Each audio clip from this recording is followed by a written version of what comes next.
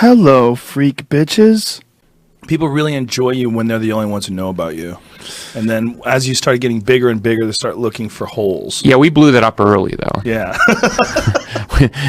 we blew that up really early. We made a lot of enemies really early, which is crazy because, I mean, the enemies I made in the early 90s, I mean, I still have them. I mean, they're still sort of lurking out there in various holes. It's weird.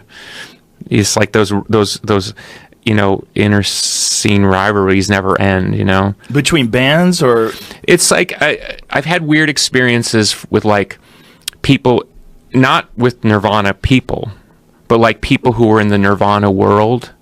There's still like this weird, like, because I'm from Pumpkin world, right? Like sometimes I'll have weird stuff happen and I'll dig down and find out it was like somebody who used to work in Nirvana world trying to cut my ankles 27 years later. Like, so weird, like so parochial.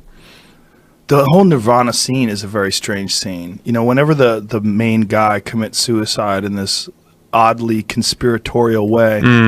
Did you watch that fucked up movie that soaked No, in because bleach? A lot of people don't know, but I was like sort of around for a lot of that stuff, so I know a lot of stuff that I've never sort of talked about. Mm-hmm. So for me, watching that stuff is like, it's replaying something I don't want to replay, and B, I know a lot of the stuff is not based on fact because I was around for a lot of it. Right. And no one's ever talked to me about it. So people tried to pimp me out like in a Q&A with fans and ask me questions like I'm suddenly going to talk about it. It's right. like, you know what I mean?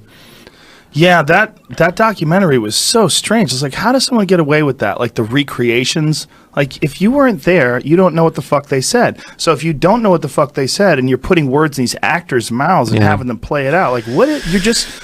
This should be illegal, like, because you're kind of, you know what I'm saying? It's like and especially when you're talking about a murder mystery. Yeah, like you're saying that it wasn't a suicide. You're at least putting out the idea that it might be a murder, and the way you're doing it is by manufacturing words that you have no idea if they were ever said. Yeah. It's just complete fiction. Yeah. So like that's I was around for the before, sort of during, and certainly a lot after, and I know a lot of stuff that, again, I know is not in the public domain, and so I go with what I know. Right. You know what I mean?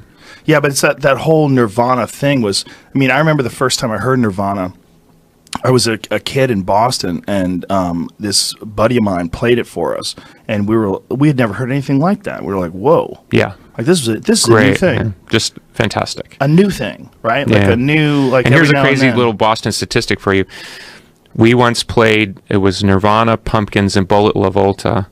We played at that little club. It was like an alt club across from Fenway. I can't remember what it's called.